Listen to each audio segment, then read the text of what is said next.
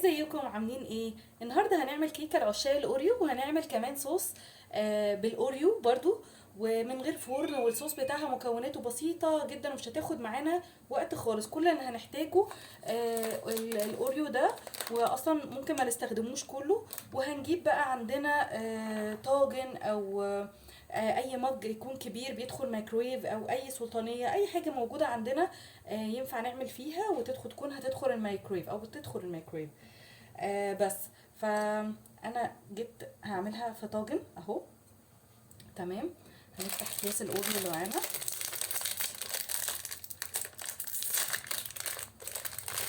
هناخد ايه؟ عايزين تقريبا 6 وحدات اوريو. هو الكيس اهو. تمام. وهنحط عليه دول بالظبط 6 معالق كبيرة لبن. على كل وحدة اوريو معلقة كبيرة لبن. هننزل كده على الكيكة بتاعتنا. هنحاول ايه نكسر الاوريو بتاعنا كده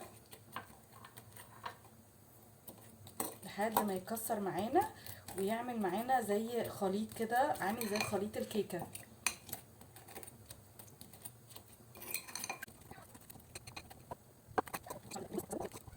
بعد كده انا جايبه معلقتين كبيره، معلقتين كبار دقيق، هحطهم على الخليط بتاعنا ده. ودي نص معلقه صغيره بيكنج باودر. هنقلب لحد ما يتحول معانا خليط عامل كانه عامل زي الكيكه.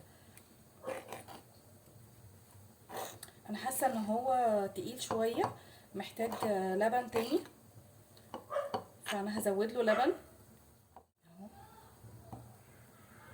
انتوا برضو وانتوا بتعملوه حسب ما عينيكوا تكون شايفه، يعني لو حاسين ان الخليط ده محتاج لبن زودوا له لبن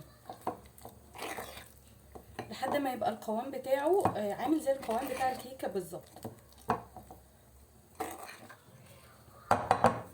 وكده الطاجن بتاعنا جاهز ان هو يدخل الميكرويف. يلا بينا ندخله الميكرويف. الطاجن بتاعنا اهو، انا دخلته الميكرويف وهحطه في الميكرويف لمدة دقيقة، او كل واحدة حسب، او كل واحد حسب الميكرويف اللي عنده وحسب ما الكيكة تلاقوها استوت. بس كده لما تطلع من الميكرويف هنشوفها سوا. الكيكة بتاعتنا خلصت اهي. هي اخدت معايا في الميكرويف بالظبط دقيقة و35 ثانية اهي.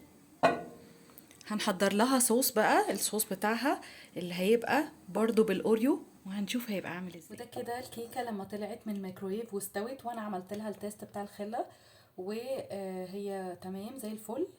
هي كده تقريبا اخدت معايا في الميكرويف دقيقه و40 ثانيه في الميكرويف عندي. عشان كده بقول لكم هي لما تطلعوها اعملوا التيست بتاع الخله الاول، ولو لقيتوها لسه محتاجه تدخل ميكرويف تاني دخلوها وقت زياده. هنجهز بقى معانا دلوقتي الصوص بتاعها اللي هو بالاوريو المفروض. يلا بينا نجهز الصوص مع بعض. انا جبت معايا هنا حاجه اجهز فيها الصوص، وهنحط اوريو. انا هحط الكيس ده، هو فيه برضو 6 وحدات، هحط كله. تمام. وهنحط معلقه ونص سكر. ادي معلقه ونص سكر. وهنحط معلقه كبيره من الكاكاو الخام، ومعلقه كبيره نشا، واخيرا هنحط ايه؟ اللبن. والمفروض 4 معالق كبار لبن، بس انا ايه حاطه لبن بزياده كده عشان ايه نشوف الدنيا هتبقى معانا ايه. لو احتاجنا لبن يبقى معانا ايه جاهز جنبنا. نجهز ايه؟ انا عايزه بس اكسر الاوريو ده الاول بحاجه. انا كسرت الاوريو اهو، بس انا حاسه ان هو الصوص تقيل شويه، فانا ايه عايزه ازوده بس شويه لبن.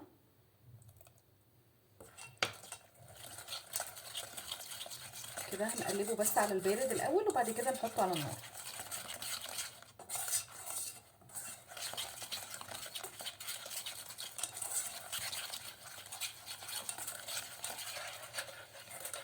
بصوا الصوص بتاعنا اهو كده جاهز ان احنا نحطه على النار بتاعنا.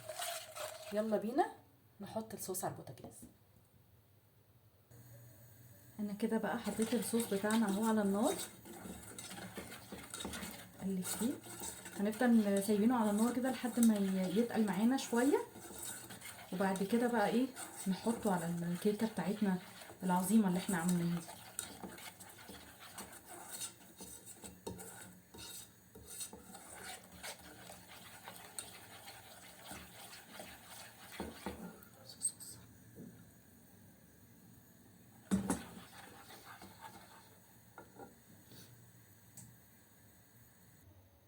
الصوص بتاعنا اهو سخن، انا مش عايزه اتقله اكتر من كده، كده يبقى حلو يعني. يلا بينا بقى نحط الصوص بتاعنا على الكيكه. يلا بينا. الصوص بتاعنا اهو هننزل بيه على الكيكه. يا سلام يا سلام، نغطي بيه الكيكه كده كلها.